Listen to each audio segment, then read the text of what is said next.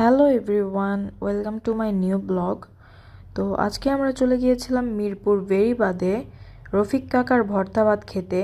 তো এখানে এই জায়গাটা খুবই গ্রাম্য পরিবেশের মতো ন্যাচারাল ওয়েদার তারা এখানে তৈরি করেছে। তো আমরা প্রথমে ঢুকতেই গেটটা দেখিয়ে দিলাম। আর এটা হচ্ছে ভিতরের পরিবেশ, খুবই সুন্দর একটা পরিবেশ। আর সাথে পুকুর আছে, তো তো পুকুরের ন্যাচারাল বাতাসটা আপনার গায়ে লাগবে, খুবই ভালো লাগবে পরিবেশটা। তো আমরা আজকে দুপুরে সেখানেই খেতে চলে গেলাম। আর এটা হচ্ছে সেখানে পরিবেশ, বড় বড় ছাতা বেছানো।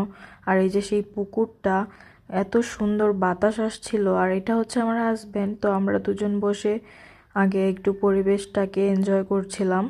তারপর আমরা চারদিকটা আপনাদেরকে দেখিয়ে দিচ্ছি। এখানে তারা অনেকগুলো ছাতা উম, দিয়ে কভার করা। তো খুবই সুন্দর। এটা এটা হচ্ছে গেটটা। তো আমরা এই যে আমরা দেখিয়ে দিলাম চারদিকটা। এখন আমরা চলে যাব খাবার অর্ডার দিতে। এখানে তেলাপিয়া মাছ ভাজা তারা 3 রকমের 100 টাকা, 150 টাকা, 120 টাকা এরকম করে সেল করছে। তো আমরা 150 টাকা করে 2টা তেলাপিয়া মাছ অর্ডার দিয়ে দিচ্ছি।